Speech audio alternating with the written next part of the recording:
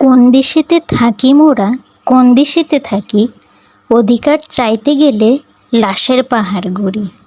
15ই জুলাই থেকে কোটা আন্দোলনকে ঘিরে যে তাণ্ডবলীলা শুরু হয়েছে তা যেন বিশ্বের ইতিহাসে এক বিরল ঘটনা। আমার সোনার বাংলার ভাইরা যখন নিজেদের দাবি আদায়ের জন্য রাজপথে নামলো, তখন তথাকথিত কিছু প্রাণীরা সেসব মেধাবী ছাত্রদের নির্বিচারে হত্যা করে রাজপথকে রক্তের সাগর বানিয়ে দিল। 1952 সাল থেকে শুরু করে 1971 সাল পর্যন্ত রক্তক্ষয়ী যুদ্ধের মাধ্যমে বাংলাদেশকে যে স্বাধীন করেছে, এটা কি তার প্রতিদান? ধিক্কার জানাই আমাদের দেশের ক্ষমতাসীন সেই রাজনীতিবিদদের, যে আন্দোলনে আমার দেশের 4 বছরের শিশু পর্যন্ত রেহাই পায়নি। এই যেন 1971 সালের বর্বরতাকেও হার মানিয়েছে। আপনাদের কাছে আমার একটা প্রশ্ন, আর কত নিচে নামবেন আপনারা?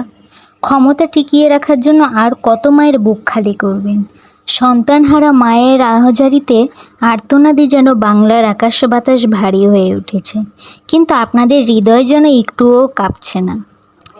কিন্তু কেন যেন আমার এই ছোট্ট মনে বারবার বলছে, মনে হয় আর বেশি দেরি নেই।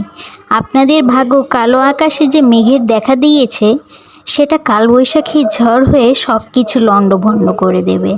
ঠিক একদিন বাংলার আকাশে নতুন এক লাল সবুজের পতাকা উড্ডীয়মান হবে। সেই প্রতীক্ষায় প্রহর গুনছে সমগ্র জাতি। আপনারা মনে রাখবেন, কোরআন শরীফে একটা আয়াত আছে, তারা সাময়িক হেসে নিক, নিশ্চয়ই তারা তাদের কৃতকর্মের ফল ভোগ করবে।